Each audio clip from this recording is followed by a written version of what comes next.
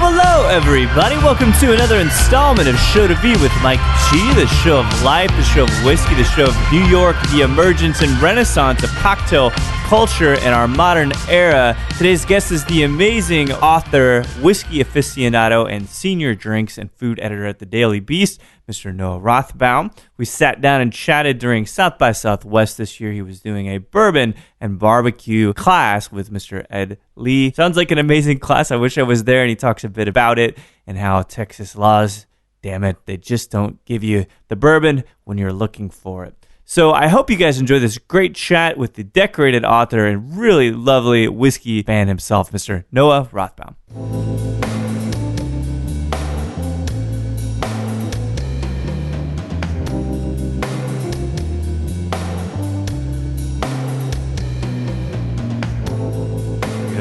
Something because the laws of the great state of Texas are pretty restrictive in terms of alcohol. And regrettably, and serving alcohol. So, my original plan was to give people actually bourbon and barbecue, which I think would make sense. Sure. For a bourbon barbecue. But unfortunately, we weren't able to do that. So I was like, okay, we should at least give people something beyond our ideas about why bourbon barbecue works so well together. Yeah, of course. It was me and Chef Edward Lee from Louisville, who is famous for his restaurant 610 Magnolia in Milkwood, which has an amazing collection of whiskeys. Yeah. Some very old, and then Andrew Knowlton from Bon Appetit, who's a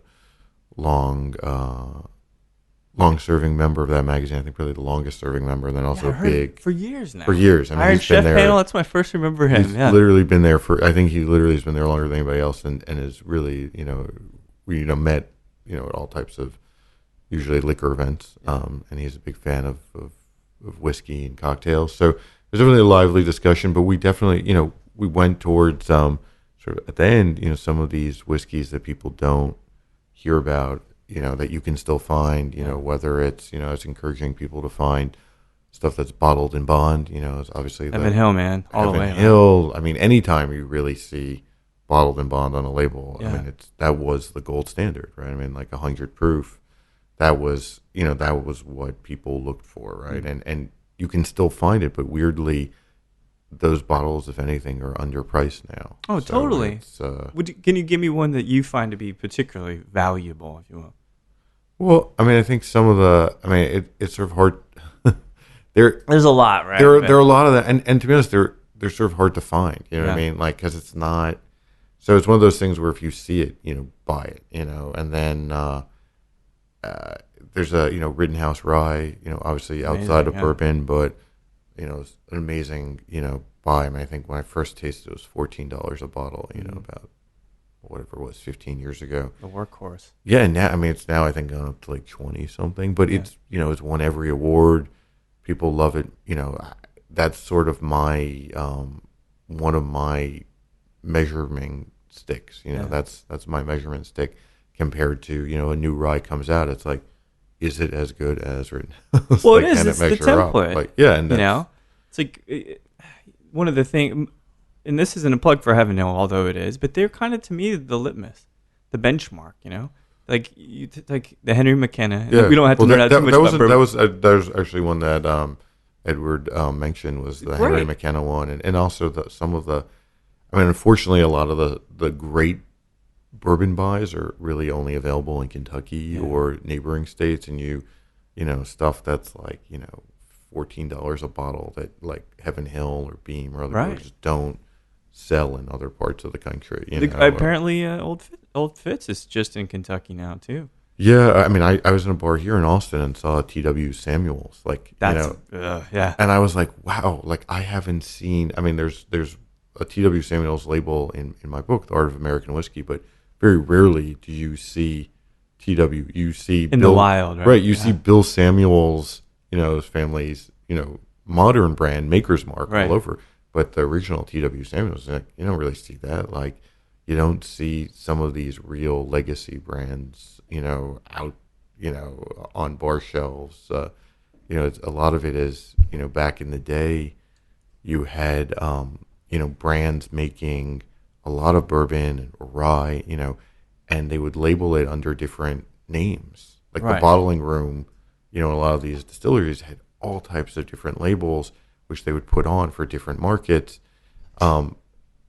That's definitely changed because, they've, makes more sense to focus, build up national brands, bigger brands. But I remember years ago was having a drink with Jimmy Russell, Wild Turkey's long-serving master distiller. Apparently, it can drink anybody in the world into the table too. I wouldn't even want to try. Jimmy's amazing. I mean, Eddie, his son, has been there now decades. Right. There. And Bruce is here in Austin all the time. Bruce, Jimmy's grandson. I mean, that's how long you've worked at a place where, your grandson is old enough to be a brand. It's crazy. But I remember Jimmy telling me that his favorite story ever about whiskey was one where it was two bourbons, right? He didn't say what publication or the writer, but they loved one bourbon and they hated the other one, right?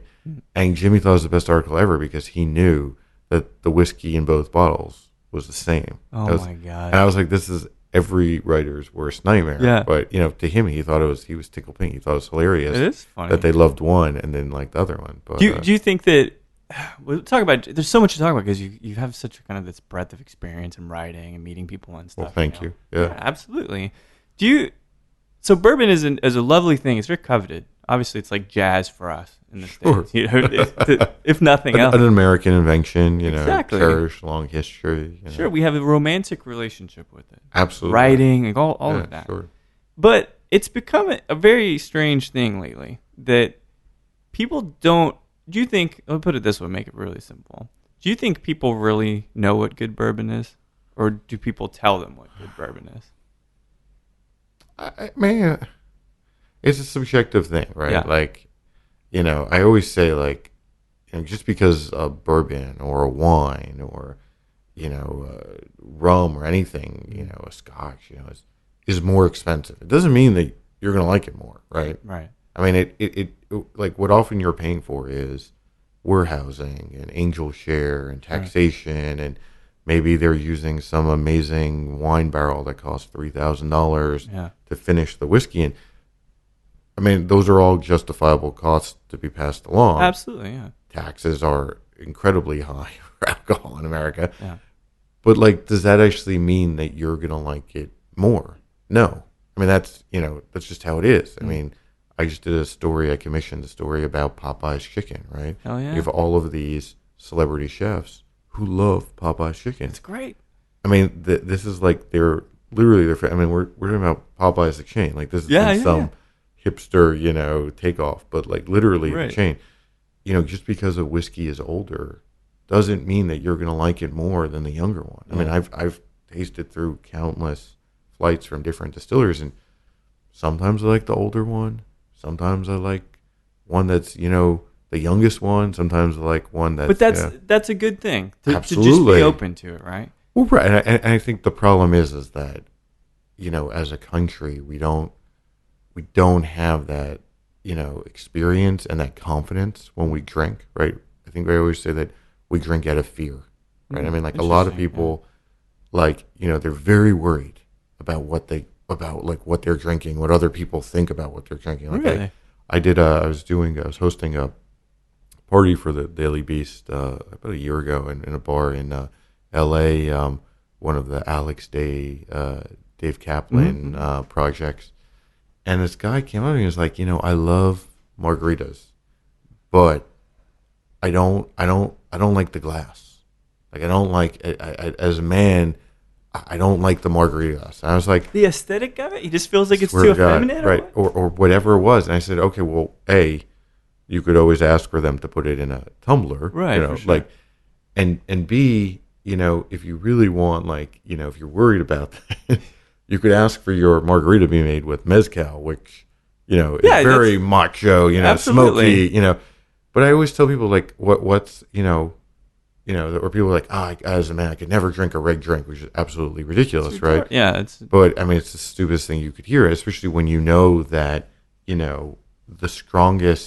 one of the strongest cocktails that I've ever heard made is pink gin, right? It was the Royal Navy, right? So it's Navy strength gin, which is 114.2, I think. So that high, so that if black powder ever got, should ever... Still can incinerate. Exactly. It stokes black powder, you can still light it on fire, right? So it's Navy strength gin and Angostura bitters, and that's it, right? I mean, that's literally fire water. That's I mean, right, at that point, I mean, delicious, and bitter and chewy and all of it. Delicious fire water, but fire water nonetheless, and that's pink. Yeah. And it's called pink gin, and that's the most macho of cocktails. But so that begs the question then. So if someone is, do we not feel secure in ourselves? There's got to be a larger psychological absolutely. piece, right? I mean, I think just because of Prohibition, because we lost so much knowledge during Prohibition, as a society, that we don't even we don't have the experience or the knowledge that we have with food. I mean, could you imagine if you were like, I don't want to eat marinara sauce in a restaurant as a man? I mean, you'd be like, or if you were sitting there and somebody said, like, I don't, I'm embarrassed. Like, I don't, like, I'm afraid that someone's going to come up to my table and, like, make fun of what I just ordered for food. Like, you never would, right? It's Kale would not be a thing if that was the case. Right. Or something, like, if somebody came up to you and were like, oh, like, salmon? Like, seriously? You'd be like, what? Like, I love salmon. Like, okay, like, what's your problem, man? But people are so worried that with whatever they drink, that somebody is going to come up and say, like, why are you drinking that, man? And they don't know. So, like, a lot of times people will just, drink out of fear. Like, maybe it's their father's drink, or it's their boss's drink, or, they What's don't. safe to them? It's safe. And a lot of times they don't even like it. They don't even know what to drink. And it's just, it's one of these things where that's why we cling so much as a society to price and also age statements, because, somebody comes up to you, right? And you say, like, what are you drinking? You're like, oh, it's like, this is like $50 glass of, like, whatever it is, Macallan. Like, oh, $50. Like, oh, it must be, this is 18-year-old, or this is Pappy, or whatever. The cachet of the age, the cachet of the brand. Something. I think, I talk a lot about this in my first book, The Business of Spirits, and sort of looking at Sidney Frank and the growth of Grey Goose is almost like a case study. I think what, Sidney did that was so genius was that, he doubled the price, right? It was twice as much. It was twice as more. It was twice as expensive as Absolute vodka, right? Yeah. So already that gave it a lot of cachet, and kind of in people's mind, the level of quality had already risen, right? And then he, was awarded best tasting vodka in the world, right? And that was enough, because then people would walk in, they would like, wow, why is this so expensive? Portion was like, oh, just won best vodka in the world. It's got to be correlation, right? Yeah. Right. And that's enough, because if everybody said, well, what are you drinking? Oh, this was just awarded best vodka in the world.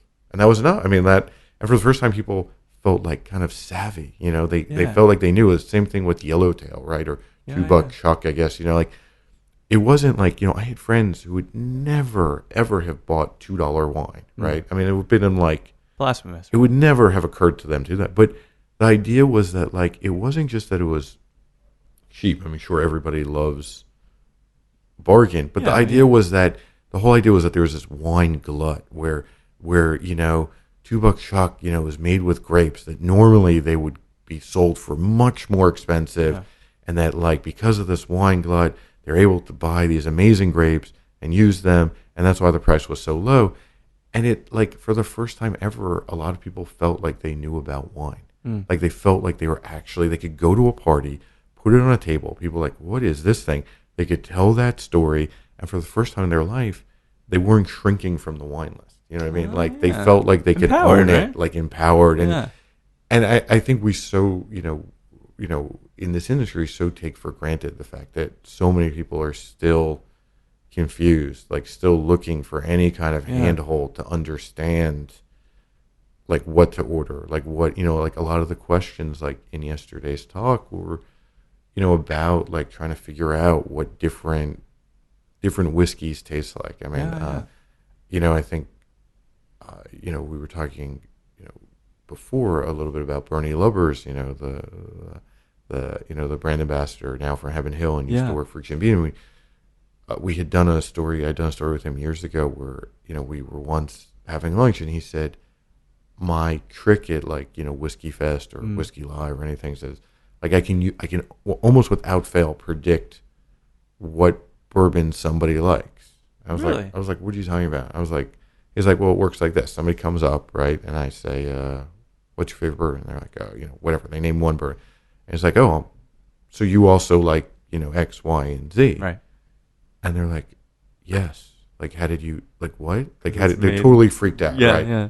And he's like, and then, I don't tell them how I do it, but, he revealed to me how he does it. But, I mean, essentially, there are only really 3 recipes traditionally for bourbon, That's right? Yeah. So you have the wheated bourbon, you have a rye, and then, like, the high rye. Mm-hmm. So, I mean, obviously, it's not a perfect system. Yeah. But it gives you some blueprints, right? Right. And I mean, it's funny because I don't think the consumer understands that, right? Or even a lot of bartenders. So that totally don't. Yeah. If somebody asks for, makers, and there is no makers, like if you have another wheated bourbon, I mean, they're probably going to like that. Probably, you know what I mean? It's like, maybe Weller, maybe Larceny, maybe a Willet, whatever it is, like, some other wheated bourbon. And it's like, or if they want a high rye, maybe, they like, Jim Beam, Wild Turkey is like, the next step to rye isn't that really far away. That's right, you have a lot of rye whiskeys that are borderline to a high rye bourbon. So how did people respond to the seminar yesterday? It was pretty it was live. Good. It was standing room only. I wasn't sure. I've never spoken at South by Southwest before, and a lot of the panels are very serious about very important topics. Like, are you putting air quotes? Important? No, very innovative topics. Like for this one, like there was one like about like ending world hunger. Okay, all right, fine. Well, fair enough. Now I feel fine. Now I set you up to be the jerk, right? now you're the jerk. I'm glad it was you, not me. No, but like Edward and I are like sitting in the green room, and we're like we're kind of slap happy, getting ready for our seminar, and we're like, I'm like, what are they talking? I'm like, oh, right. They're talking about ending world hunger, and we're talking about like what you should eat with brisket. I'm like, not curing cancer over there. Yeah, not quite. And it definitely gave us a little bit of perspective, but also, I mean, I felt kind of like a jerk, like, oh my God, like what are we doing? But it's got to be it takes all kinds, right? Absolutely. And I think people, especially this was the end of the day. I think a lot of people here at the food track, obviously working on very important initiatives and concepts and trying to, solve real problems, and it could use a little bit of bourbon is an amazing problem solver. Absolutely. And I think, it was happy hour, even if we weren't serving bourbon, hopefully we were making people thirsty. That's all you can hope for. Yeah, exactly. And kind of, give them a little bit of fun and entertainment for a hard day of problem solving. Problem solving and world hunger problems. It's really kind of a funny thing, though, to think about. Well, it's just, you walk by so many people doing so much good, and then you have people that are doing startups. That's a great thing, at least about South by Southwest. Just when you're downtown and walking around, it's really, really cool. But, let's think of how the hell did you get here, right? So you're a native New Yorker? I am. And you grew up doing writing, or were you inherently a writer? I mean, it was a weird thing. It's like besides working in like a day camp, I've always worked as a writer. It was like really the only job that I've ever had. I mean, I did an internship at the Metropolitan Museum, but in the publications department. It's like one of these things. So tied to when writing, you look back and you see like the story arc of your life, it's like very, and I always say that like, my parents are extremely big readers. Were they writers as well? Not writers, but in our house, like, I mean, they have more books than, I think some libraries do. And, we always had, the New York Times, like, my dad still, almost on a daily basis tells me stories to read in the New York Times, the New Yorker, all these things. I mean, grew up with, words. Really, with words and really, the importance of writing and authors and journalists. And both my sister and I are journalists. My wife is one. So, I mean, it's become the family business, whether or not that was their intention. But, for whatever reason, like at a certain point in high school, I mean, I was like, I went to college, Vassar, right? I went to Vassar, yeah, in the Hudson Valley, obviously, long tradition of writers and English majors there. And Absolutely. there's no journalism program there, but I worked on the newspaper for years. And Can you think about, because I try to think about what was that spark? Was there something that you read? Was there something you saw that? I mean, I always, I knew it at that point that I wanted to write almost, and after freshman year, I got an internship through like an alum. I wouldn't suggest this to people, but when you're 18, you don't really know better. Like, Right. I looked in the alumni files. There's a guy who worked at like skiing magazine, right? And he was like, okay, like it was owned then by a company called Times Mirror, which is out of business, but they owned a whole bunch of magazines. Like, we're moving to Colorado. I would have hired you as my intern, but call this woman. She's the head of like HR or whatever. She can, help you maybe find an internship. Right. And I called her, I think, literally every day for a month, which again, I like now is cringeworthy. What is that? That's well, persistence, right? Persistence, it's crazy. You want something, go for it, right? Yeah, I mean, I think that was a little bit of overkill. But finally, she was just like, okay, I got your messages. Stop calling. Can you come down and like shout? And I was like, yeah, absolutely. So I went. Then, I did that led to an internship at Popular Science. Oh, wow. And then the next summer, I interned at this old house magazine, which is Time Inc., which is still going, just sort of the new hotness, at the time. And then both of my editors, both had done the ASME internship program, which is sort of ASME is the American Society of Magazine Editors, has a very, prestigious internship program that you have to apply for and do. So, they both had done it, and, I'd worked with other interns who were from that program. It's an awesome program, very. So pretty, like, maybe clear path, like, Yeah, way exactly. to go. Very, and it's sort of, definitely, students are very serious about journalism majors. And, every week they have there's a seminar at different magazine, and they, have events. And so I applied for that, and I did an internship, which is amazing, at Food and Wine. That's crazy. So, Still late teens, or you're in your 20s? No, in your 20s, Okay. in college, after my junior year. I had spent a semester at St. Andrews in Scotland that semester, and then which is pretty cool. And then came home, interned in Food and Wine, which was awesome at the time. Pete Wells, who's now the New York Times food critic, had just moved to Food and Wine. Like Pete had only been there a couple months, so I interned, under Pete Wells, and then Letty Teague, who's now she was the wine editor there. She's now the wine critic at the Wall Street Journal. That's so amazing. Kate Crater, who now runs Bloomberg's food vertical. So it was pretty amazing to work with those guys, and it was so long ago that like the cocktails and spirits movement was so nascent, and Pete obviously is now known for his food criticism, but really was writing about cocktails and spirits for Time Out New York. Really before Before it was a thing, right? Before it was a thing. I mean, it was like really like a personal passion of his, which, I remember, it was like my first or second week. We had gotten some bottle of some weird liqueur or something at an event, came in. He was like, "Oh, great, we'll bring this to my friend Dale." I was like, "Wait, what? Like, this is my Dale the bottle." Whale, yeah. But I'm like, "This is my bottle. Like, why are like we bring this to your friend?" And like, what do I know, right? But I don't say anything, right? Right. The next day, he's like, we'll see him at lunch. So we go up and we go to Dale DeGroff's, his last bar, at a place that I think it was called Blackbird in New York. And that was right after the Rainbow Room. And there's Dale. Audrey was still like, learning from Dale. I think she was like the bar back. It's like this restaurant didn't last that long. It had an amazing cloverleaf bar, and the food, sort of got panned by the Times from what I remember, but the drinks, it was all about the drinks, right? So we go there. I have no idea who Dale DeGroff is, Right. Like, I mean, he's very nice. He makes us 3 drinks, right? And one of them, it's just oyster shots. I'd grown up in the Bronx, so he made me the Bronx cocktail. Yeah.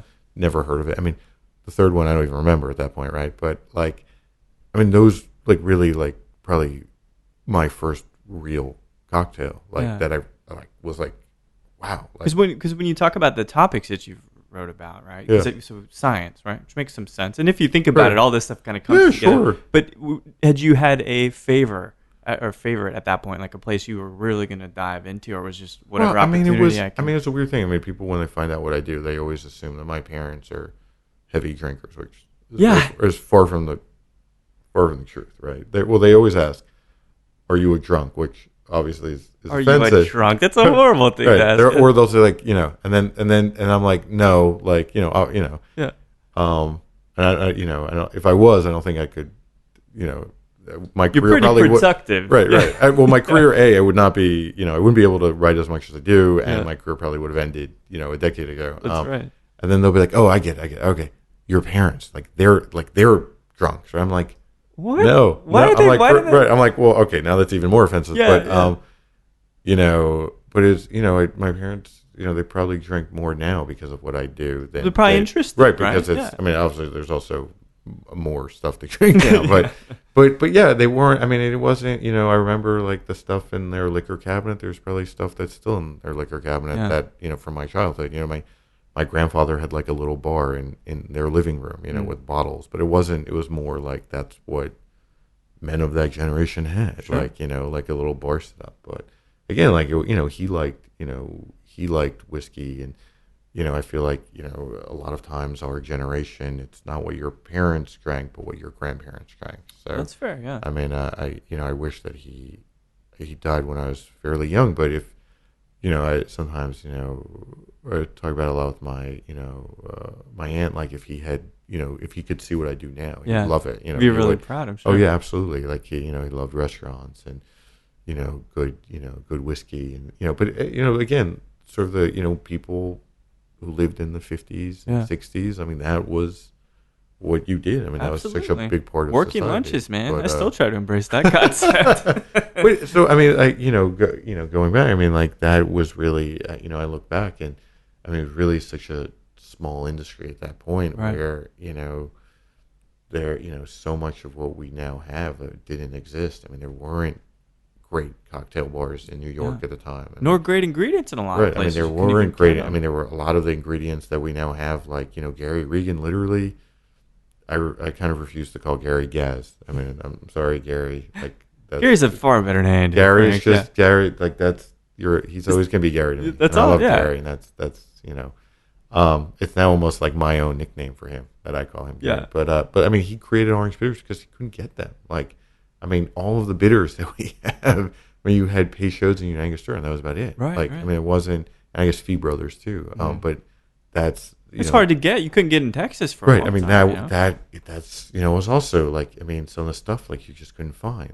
People made margaritas with margarita mix. Yeah. And there was still a blender drink that you made once a year for Cinco de Mayo, or nobody drank really tequila. Nobody drank all of this stuff. Brandy, what? Right. I mean, all this stuff that we take for granted now, and the quality just, I mean, really didn't exist. So, I mean, I was very fortunate to be there, at that sort of key change, whether or not I realized, I knew that it was cool and that it was happening. And every year I thought, okay, this can't get any bigger, right? We have 3 amazing bars in New York.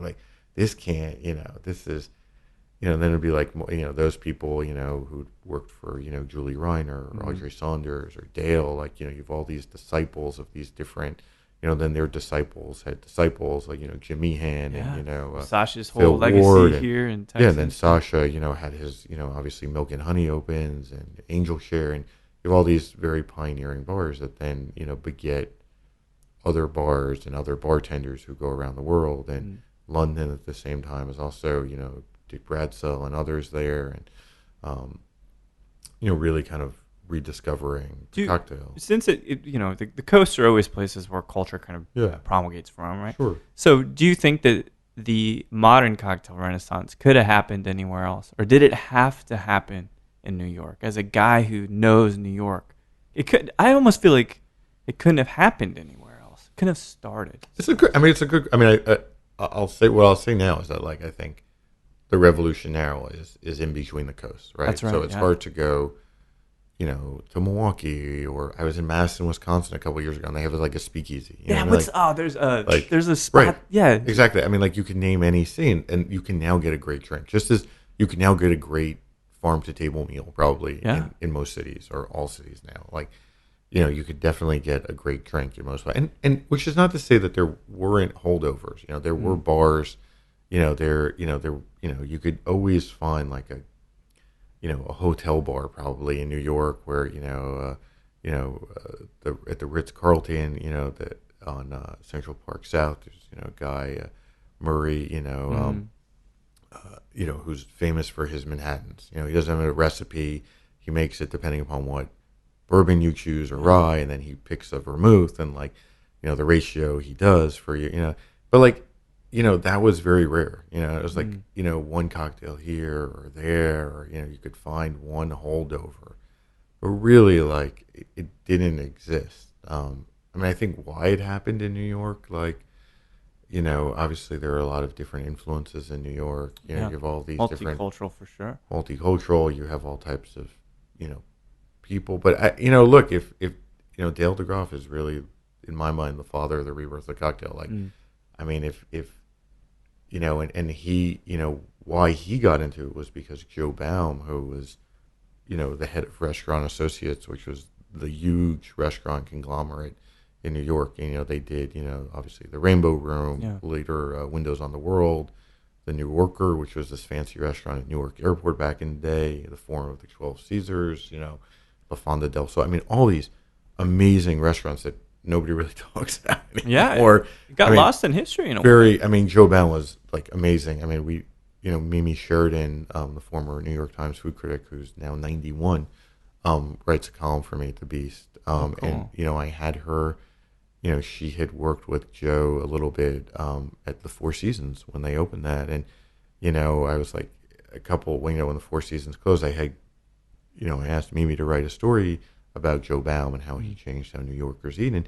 And the corollary to that is that Joe Baum also changed how we drink, because when he opened the Rainbow Room, Dale had worked for him in some of the other restaurants, but at the Rainbow Room, he really wanted Dale, the bar program, to be old school, right? I mean, Joe was old enough to remember cocktails made with simple syrup, made with fresh fruit juice, the way that people had done it back in the day, maybe even before Prohibition. He told, like, Dale, like, pick up, like, Jerry Thomas, like, pick up, Jerry Thomas was, the world's first celebrity bartender. I'd encourage you to read my, what is senior drinks columnist Dave Weintrich, who now writes for The Beast. Yeah. He'd been at Esquire a long time, 17 years now. He writes exclusively for us, and he wrote his book Imbibe about Jerry Thomas. In some ways, also changed the way that we drink and sort of reintroduced this whole generation of bartenders to these original recipes that Thomas had collected in the 1860s.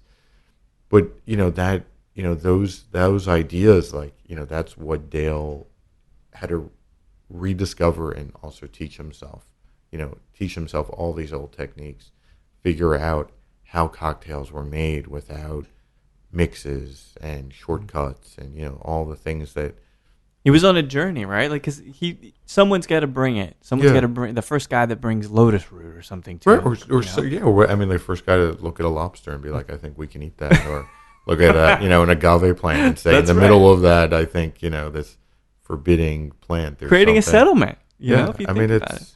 It's interesting. I mean, it's a fascinating thing. I mean, so if Dale hadn't been in New York, or if he didn't have the platform of the Rainbow Room, or Joe Baum, who was very exacting and demanding, and was so focused on cocktails and quality, and really had the vision. Like, I don't know. Like, I mean, it would have happened, but would have happened in New York? Like, who knows? Like, it would have happened. I think there are a lot of potential cities that have amazing drinking history. But that's the choice meetings. Just serendipity. All these things are what really create movements. And a day later, That it would just be totally and I think different. sometimes looking back, it's, as I was saying before, it looks, the story arc is easy to see, but Yeah. when it's happening or unfolding, it's You can never sometimes see it, right? it's not that clear. And to be honest, like even living it, seeing this thing unfold, like I remember Dave telling me he was writing this book about Jerry Thomas, and I was like, all right, like I'll read it. It sounds good. Cool, Like cool, man. like I'll buy what Right. but at least one copy will be bought. Like I'm going to buy it, and when I wrote The Business of Spheres, which was to be the 10th anniversary this September of when it was published, I mean, it was a very hard sell because nobody really wrote those books. Like, Yeah. now you could literally fill a warehouse with Sure, all a of whole the lot. cocktail, spirits, books that have been written in the last 10 years. But at the time, there was a very small bookshelf, and most of the books had been written by Gary Regan, and then and with his former wife, Marty. They had done really pioneering research on a lot of. When you think about, because you mentioned how much writing occurs now, how prolific it's got. I mean, there's going to be my friends writing a book about mezcal now for white people. You know what I mean? Like it's become tabletop stuff. Like we can access it in all kinds of ways. Absolutely. But so being one of the guys that was kind of there at the forefront, how do you feel about your impact on this writing movement about cocktails? Do you feel like you played a part too? Yeah, I mean, I think absolutely. I mean, I think again, right place, right time. Always, yeah. I was very fortunate to have some amazing mentors and opportunities. When I got out of college, I worked at Smart Money, which was the Wall Street Journal's magazine. James B. Stewart, who's Pulitzer Prize winning journalist who won a Pulitzer for his insider trading coverage. Wow. His book, Blind Eye, about Michael Swengo, that doctor who traveled the world killing people, is absolutely amazing Riveting book. stuff, yeah. Absolutely amazing book. But he was very big wine fan, and Jim really treated me. I don't know why exactly, but as like an equal. He would. He was. I would read about stuff, but he'd actually be tasting. Like he would. Be buying, and be like, oh, this is. If you tasted that, like, no, but it was one of those things. It was hard though at the beginning because, it's more money. I wasn't writing about how to make money, but how to spend it, and I could get into the magazine some stuff about food or cocktails and spirits. I mean, I think one of my greatest achievements is writing about the Del Maguey Pachuga. Like I had to be one of the first people to have written about it, like in '03. I don't even remember where I heard about it, and tracking down Ron Cooper is certainly. Where in the world is Ron Cooper? It was much harder then.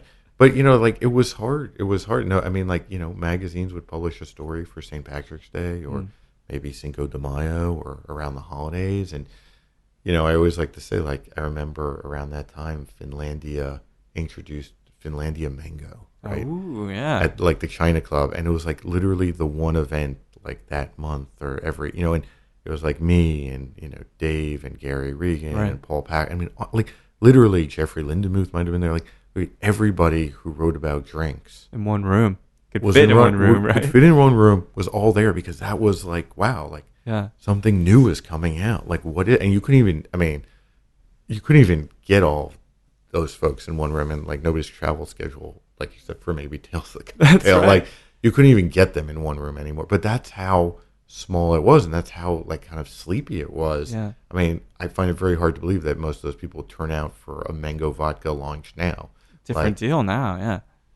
Totally crazy. So, But I like it because it reminds me of like Hendrix, right? So Hendrix plays a small room, and Paul McCartney's there, Eric Clapton's there. Like before anybody's really, I mean, my mind, I thought you meant Hendrix again. I was like, fascinating study. I was like, Hendrix, yes, Jimmy, yeah. But it's that kind of thing where it must be really exciting to see it change. Like it's like a kid that's grown up in a sense, right? It's very gratifying, like when I meet somebody who read my book and then opened up a distillery. Yeah. And that's like that's what I did. No. Right. Well, that that they read it, they like get inspired and they learn a lot, and then they're like, that was one of the books I read like before I opened my distillery. And you're like, how's it working out for you? Like, do you want your money back? Like, is it okay? Like this is the worst decision. No, It's The hate mail is just good. right. I mean, that's it's it's gratifying. Doing that.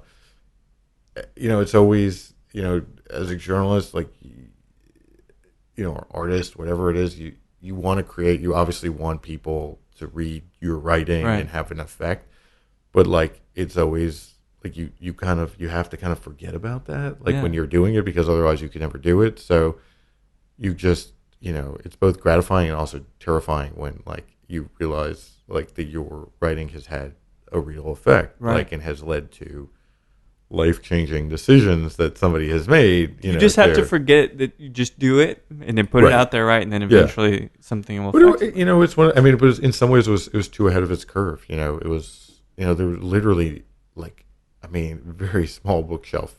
Now you go into Barnes and Noble, it's like shelves and shelves. So it was hard. And even after the first book came out, there was pitching more, and like the publishers were still like Pretty reticent to.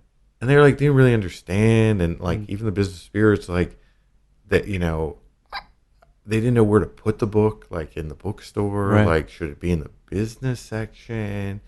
Should it be like even Amazon? Like, it'd be like number 4 book in like commodities. Like, it'd be like Commodities, it was that's like good. gold trading, and then like it was like so Right. weird. It was like they didn't even know like what to do. Undefinable. Like, No right. label for you. And right? and it's weird. I mean, I've talked to, we're in Austin. I've talked to the Tipsy Text and David Allen about this, and we're both of us had the experience where you're so far ahead of the curve, and you pitch books and nobody wants it, and then of course a couple of years later somebody else has the same idea, and the book is, you're like, oh my god, there's the book that I wanted, or that I pitched. Exactly, like I have that proposal on my computer for that book. Like, but that's just how it is. I think now, for now running the Daily Beast, drinking food, it's awesome. We have, I've written for a lot of different places, and to, have such a large audience of, literally,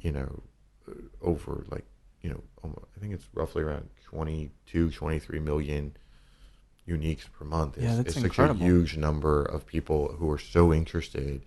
And so, we do long form journalism and are so, really curious about the world of cocktails and spirits. It's a wonderful thing. And, the other project that I'm working on now with Dave is the Oxford Companion to Spirits and Cocktails. He's the editor, I'm the associate editor, and we've called in, I think, just about every favor possible to complete this. And I think we still have a few more to call in.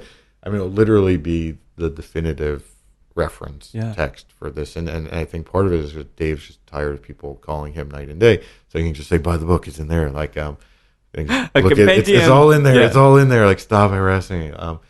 But when are you expecting that may conclude and actually hit the? I think the that's shelves? supposed to come out now in the spring of 2018. Yeah. So that would be pretty cool. Oh, that's incredible. So it would be pretty amazing. So you've got 2 books out, a third on its way. Yeah. And you'll be doing this signing here at the Austin Convention Center in Yeah. about an hour. So Yeah, we're still give or take. on time, Yeah. which is cool. Yeah. But when I think about journalism, it was something. Dan Rather's been a big splash this year at South by Southwest, beyond his career in general, right? An amazing journalist. He's here. I didn't even realize. Oh yeah, he's all over he's being a Texan, obviously. Right, He's in sure. at least 4 or 5 panels. Wow. Talking about politics, he's had a very, very acerbic tongue, but a very important one this time. Sure. So when we talk about journalism and how that's transformed, maybe at the result of technology, do you still have hope that people are getting good, honest, truthful information from their outlets? You mean like in general? Or? In general, yeah. Whether it's the news or even Twitter or... I mean, I think it's more important than ever for, I definitely, I think what's going on in this recent election has galvanized journalists, has empowered them. I think, it's more important than ever to do good journalism and do good work and really research pieces and fact check. And, there's so many stories that need to be told now. I mean, does it shake you? I mean, does it irritate you? You seem so even-tempered, which is a great thing, But I mean, it's got to rattle you a bit, yeah? I mean, I think it's always weird when the president is calling out your news outlet on Twitter. Yeah. I'm very proud of the work that my colleagues at Daily Beast do. I mean, obviously, you know, we get into it a little bit. I mean, I did do a story during the election cycle, sort of fact checking our president's claims about his winery, which most of which were patently untrue. Of course, right? Besides, we do get into a little bit of politics. I think it's sort of be hard not to in this day and age. Dave wrote a wonderful story about like the important contributions of immigrants to the cocktail. Like we wouldn't really have the cocktail without immigrants. Absolutely, I mean, when you think about so much of what we drink, obviously came from other places. I mean, even bourbon and rye, probably their ancestors are, we were talking about people who came from Scotland and Germany and, all over Europe, who came here with that distilling knowledge. Yeah. There's a section in my book about the Shapirs and also the role that Jews played in American whiskey. And really, I mean, so many, it was an industry that was so dominated by Jewish immigrants, and it really helped create this, wonderful world of American whiskey. And at this point, we don't really remember the contribution of immigrants. You're right, to, it's a convenient thing to forget. I think it's, we've sort of had this nostalgia, for I call it sort of the Uncle Jesse syndrome, where this idea that, all whiskey, is made by, some overall wearing, guy from the woods, moonshining, and where in fact, like, distilling knowledge came from Europe, whatever. Refined, sophisticated, intelligent. But that's the wonderful thing. I mean, it's, that there's always this give and take and how things mutate and change. And, Edward Lee, the chef, we were talking about this yesterday about like Korean fried chicken, right? And like, it's not like now it's all the rage, right? But obviously people in Korea didn't make fried chicken like before, but it's something that they saw in America, enjoyed, brought it back to Korea, changed it with, to their palate, to their, what was available. Right. Their cooking techniques, create something completely awesome and new. And now that's in America. And, even though we're sort of the home of fried chicken, that's right. Now that's popular. It's this weird thing. I did a thing at the Japan Society a couple of weeks ago with the founder of the ramen chain Ippudo. Shigemi Karahara, and, I introduced him and he gave an amazing talk, and then we did a Q&A, and he was saying, he's famous for creating this pork head broth. Yeah. Exactly, the pork head, which wasn't really a thing I didn't before, know that. And nor did I really. That he, this was years ago, and he was saying that like it's like ramen's kind of this almost like an original fusion food, right? Like it's Chinese noodles, obviously all these different broths are changing, but vegetarian ramen's not really a thing in Japan, right? Yeah. But in the East Village of New York, it is, right? Because that's of course, we got to make it our own, right? But now if you go to Ippudo, half of the menu is vegetarian, and that now he's bringing some of those dishes to Japan, and that's like one of these amazing things where obviously ramen is a Japanese thing that comes to America. We put our own spin on it, and then it goes back to Japan, and that could become its own thing. I mean, like vegetarian ramen could be this like whole sensation, which which could then come back to America, like the way that they're made. It's right. Amazing give and take. And so, especially in this day and age, I think it's important that we remember that, a lot of cooking and drinks and cocktails came from someplace. Right, we're definitely inspired by, and very rarely is something created in a complete bubble, and that we owe a great debt to all of the immigrants who came to America and made America so wonderful and continue to make it so wonderful and diverse. And the irony of Make America Great Again is that it came from all of us. Right. Whenever it didn't come from one particular group. We all ended up here. And I think you see that in many ways in food and cocktails as perhaps one of the clearest examples of how well that works together. Maybe it's asylum. If you think about it, food and cocktails are an asylum from potentially this. I think they've always sort of been a refuge, for, I think that's, I have a friend whose father, very conservative. We probably wouldn't see eye to eye in many political issues. But he's like, the the only section of the Daily Beast that he reads like regularly is your section, because like he might not, we might not agree on a lot of issues, but at least the common ground, I think, for a lot of people is the drink and food. I mean, Absolutely. as politics bleeds perhaps more into it, that might change, but I think that hopefully we can all still, and I think if we all did still, meet for cocktails and drinks, we might get along a lot better. Well, we check our politics at the door usually. Yeah, or Wine Church, one of the first, I think, literally the first story he wrote for me when we launched the section in July was about tongue-in-cheek, but also very serious about how back not that long ago, Republicans and Democrats would meet at the bar, Mm-hmm. In the Senate or in Congress, and they would drink together. For sure. And it's like it's much harder to completely turn your back on somebody or not engage with them if you're drinking with them. Like if there's somebody that to be like actually a person and somebody you enjoy drinking with, whether or not you agree with them, it's a lot easier to work with them. Now they don't drink together at all. So it's just they go strange, isn't it? Right. And it's like, that whole social aspect and that, getting to know like across party lines, I think would probably be more helpful now than ever before to understand and maybe bridge the gap between whiskey American. Solving more problems than it Exactly. ever did before. I mean, it's I don't know, it's a simple idea, but the more you think about it, the more I think how important it is for us to reach across party lines and actually get to know each other. I agree. So we've got just a little bit of time left. I've got two more questions for you. And these are the pensive ones. Hard to say. But so you've done so much writing, rooted in reality, rooted in culture. Does writing fictional work appeal to you as well? Yeah, Creating something from scratch. I mean, I think a lot of journalists fantasize about writing films or novels. The great American novel. I don't know. I did my thesis about Bernard Malamud, the writer. And he was the master of the short story. I mean, but I like his short stories more than I like his novels. And I always thought, there's some stigma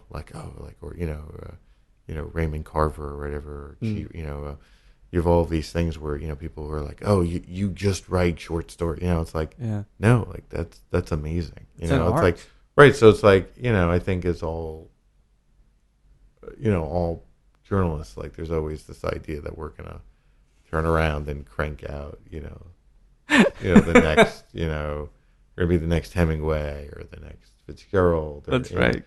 Capture the human condition. Right. I mean that's how we romanticize this business. I love I that. think that's it's not always fun and it's not always glamorous. I mean, I think writing about drinking and food definitely ups that quotient.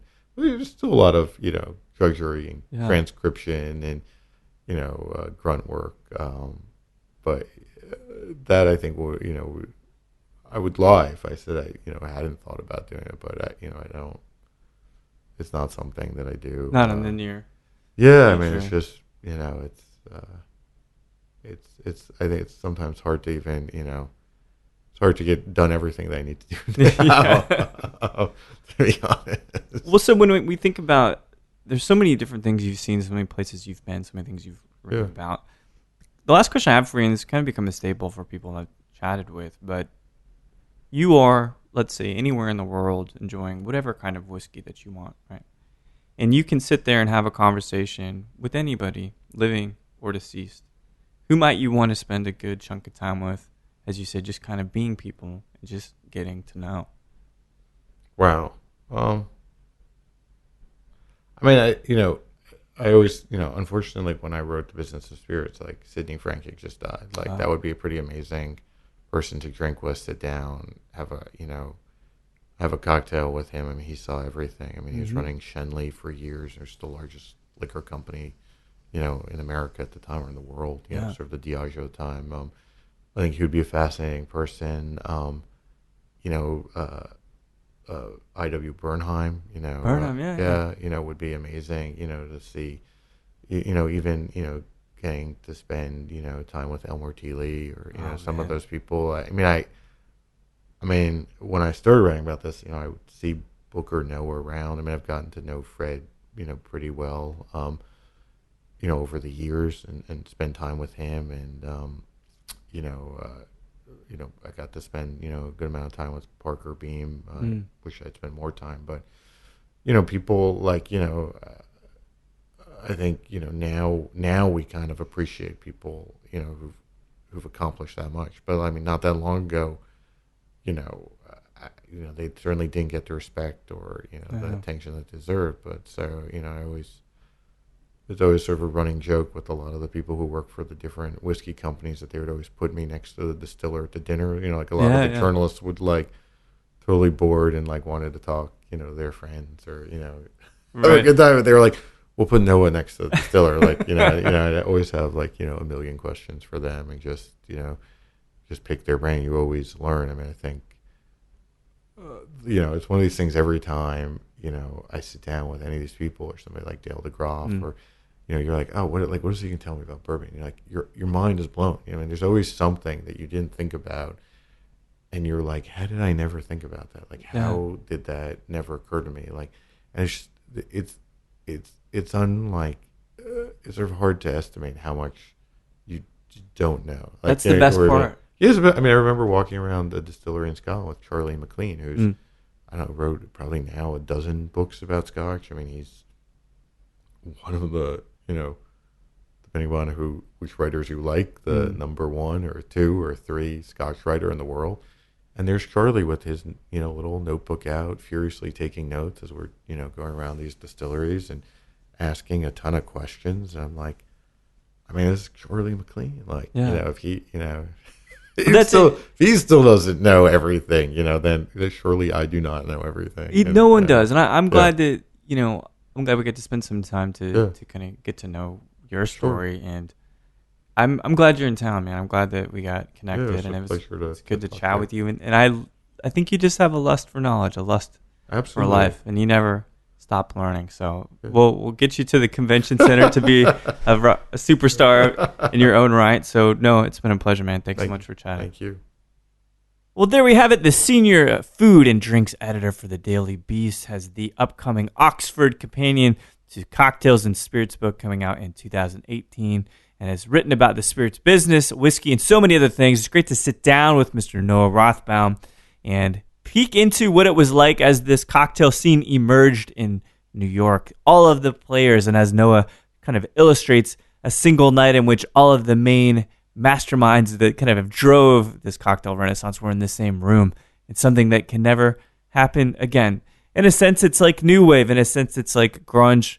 And it's really great to hear Noah's perspective. This is such a natural-born writer talking and vividly describing this movement in his life. So thanks so much, Noah, for sitting down and chatting with me. And thank you for listening to Show to V with Mike G. I want to say that Chris Cornell passing away at 52 years of age is not only shocking, stunning, it is something that really deeply affects me. I had the privilege, thankfully, to see Soundgarden a few times, and those guys are a massive influence on me, and I'm really, really sad, and I hope we can bond over this, guys. I hope we can listen to Super Unknown on vinyl and just kind of talk about how great songwriter Chris Cornell was. So I'm going to end it on that note a little bit differently, but please, despite how sad and dark it may feel, please keep drinking.